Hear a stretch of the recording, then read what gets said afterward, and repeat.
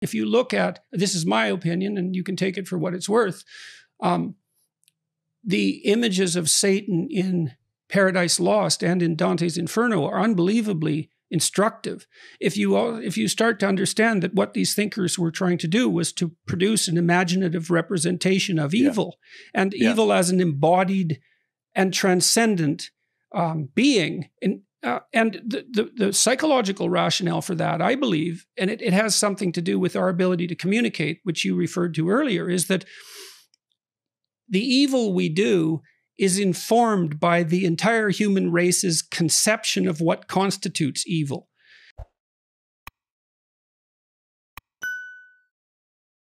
People's experience. I mean, you and I both know that when you come up against limits, what comes out of the abyss is a very interesting thing. Well, one of the ways that's interesting to think about this, I think, is that, well, let's assume that at the outermost limits of your identity, you don't make the assumption that you're involved in an enterprise that's good, nested inside a being that's good. Let's say you take the opposite approach to that. What happens to your behavior? And what I believe I've observed, and I tried to document this particularly in my book, Maps of Meaning, is that you start acting in ways that make everything worse very rapidly. Yes. So, I had a debate a while back with an antinatalist, David Benatar, and he believes that existence is so rife with suffering, conscious existence is so rife with suffering, that it would be better if it just didn't exist at all. Mm-hmm. So, and Dostoevsky's Ivan makes that case in The Brothers Karamazov brilliantly. He tortures his brother Alyosha, who's the novitiate. And it's a very interesting book because Alyosha is nowhere near the rhetorician that Ivan is, but he is the most admirable character in the book because of the totality of his personality, not because of the brilliance of his rational mind. It's an amazing book in that regard. But the problem I had with Benatar's hypothesis wasn't its axiom, because I think you can make a strong case that there's so much suffering in the world that the question of its validity is a valid question.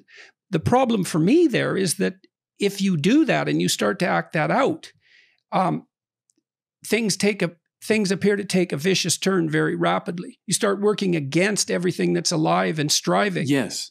And no, quite right. Gosh, there's a lot there. I was thinking of, as you were talking, the Dante's image of Satan at the pit of hell, not in a fiery place, but an icy place. Much, much better symbol of stuck. Right. Surrounded by the betrayers. Yeah, just chewing on the three great traitors. But his great wings, he's meant to fly. He's meant to fly up into the presence of God. But all they do is he's beating his wings. And that's our earlier point about he's seeking God. I mean, Satan is seeking God. You have to. That's the way the will functions. But all he's managing to do is make the world around him colder. So as he's beating his wings, he's creating the meteorology of hell, you know? So that's what happens when someone gets really stuck. They are in fact seeking God, and he cries from all six eyes. He's got six eyes and he's weeping and he's drooling from the people he's chewing, and he's stuck and he's making the world colder. It's a beautiful picture of what happens. It's really useful too for listeners to realize. If you look at, this is my opinion, and you can take it for what it's worth, the images of Satan in Paradise Lost and in Dante's Inferno are unbelievably instructive. If you start to understand that what these thinkers were trying to do was to produce an imaginative representation of evil, and evil as an embodied and transcendent being, and the psychological rationale for that, I believe, and it has something to do with our ability to communicate, which you referred to earlier, is that the evil we do is informed by the entire human race's conception of what constitutes evil.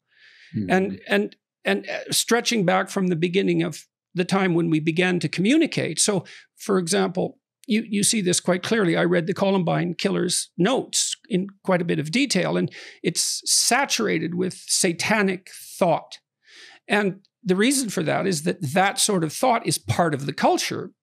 because we've come to represent these transcendent figures of evil in poetry and in movies. And it happens all the time in movies with characters, say, like Hannibal Lecter, and in horror movies. And the Milton's Satan, who's often viewed, at least by some, as a revolutionary hero, seems to me to be something like the rational mind. It's what happens to the rational mind when it places its presuppositions in the place of God. Because Satan seems to presume that he can replace the transcendent by his own presuppositions.